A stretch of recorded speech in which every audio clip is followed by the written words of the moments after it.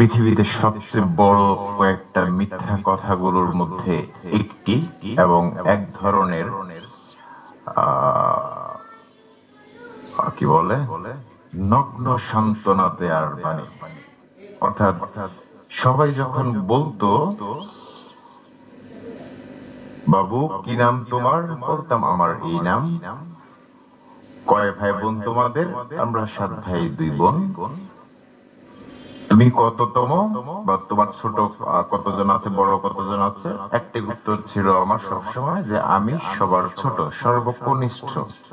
তো স্বাভাবিকভাবেই maybe it is the trend of the society, অথবা it was the trend of the society, যে সবাই বলতো আহারে সবার ছোট, খুব আদরে চান কপাইল্লা। Indeed, I heartily couldn't understand the taste of being the youngest. Rather, I had to feel the suffering and the burden of all those above me. আজ জীবনের 47টা বছর পরে মনে হচ্ছে পৃথিবীতে সবচেয়ে বড় নির্মম এবং নৃশংস দুটি সান্ত্বনা বাণী যদি থেকে থাকে, তার মধ্যে একটি হচ্ছে যখন কারো বাবা মারা যায় বা মা মারা যায়, তখন প্রতিবেশীরা বা আশপাশ থেকে যে কেউ এসে যখন বলে কান্না করো না, বাবা মারা গেছে তো কি হয়েছে, আমরা আছি না। আমার কাছে মনে হয় এটা হচ্ছে সবচেয়ে বড় জুচ্চুরি মিথ্যা কথা। বাবা বাবাই, বাবা মারা গেছে তো কি হয়েছে, মা মারা গেছে তো কি হয়েছে, যার গেছে সে ছাড়া অন্য কারো পক্ষে এটা বোঝা সম্ভব নয়। বলেই যখন কেউ বলে আমরা আছি না, মানে সাবস্টিটিউট দাঁড় করায় নিজেদেরকে, পৃথিবীতে সবচেয়ে নৃশংস মিথ্যার কথা। দ্বিতীয়ত, যেটির ভুক্তভোগী স্বয়ং আমি সেই ছোট্টবেলা থেকে হয়ে আসছি, সবার ছোট ভাই, ওরে আল্লাহ রে কত আদরে, সবাই কত আদর করে।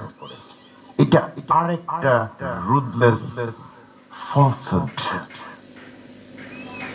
এর নির্মম আরেকটা মিথ্যা কথা।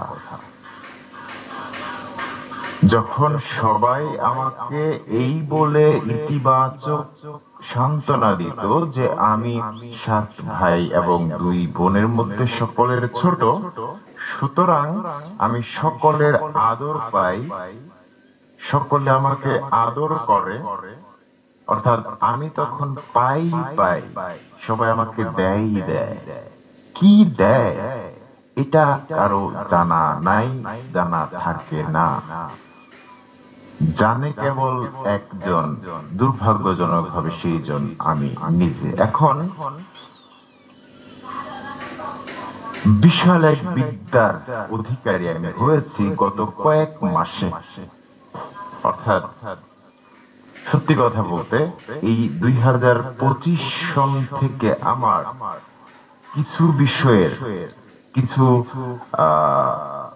খুব ইচ্ছে ছিল জানার, যে বিষয়গুলো এতদিন জানা হয়নি। কেন কেন এরকম কিছু প্রশ্ন, তার উত্তর আমার কাছে মনে হয় খুব পরিষ্কার হয়ে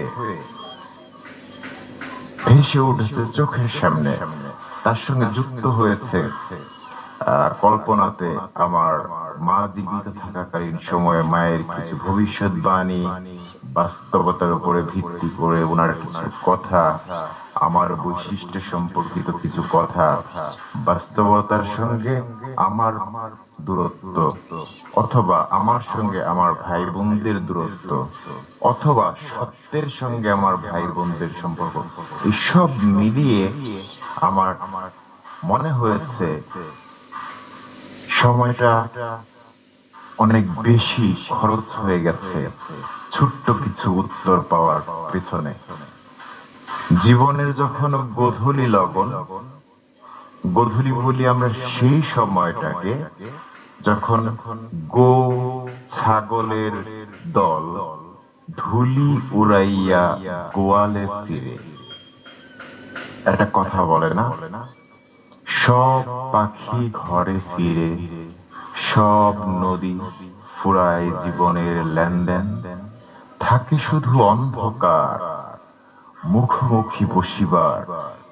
কবি কবির ভাষায় কবির করে বলেছেন নাটোরের বনলতা সেন। আমরা এক একজন নিজেদের মতো করে ভাববো, থাকে শুধু অন্ধকার মুখোমুখি বসিবার তোমার আমার কেউ একজন। এখন এই যে গোধূলি লবণের টয়লাইট, যখন আলো আর আধারের একটা সম্মেলন ক্ষণ, সেই সম্মেলন ক্ষণটা একদিকে যেরকম দিনের সমাপ্তির একটা ইঙ্গিত দেয়, আবার আধারের আগমনেরও একটা ইঙ্গিত দেয়। তাই জীবনের ক্ষেত্রে 47 বছর সময়টা অনেকটা গোধূলি বেলার মতো। এই সময়ে এসে সারা জীবনের একটা প্রশ্নের উত্তর খুঁজে পাওয়াটা কষ্টকর। এখন আসল কথাটায় আসতে চাই।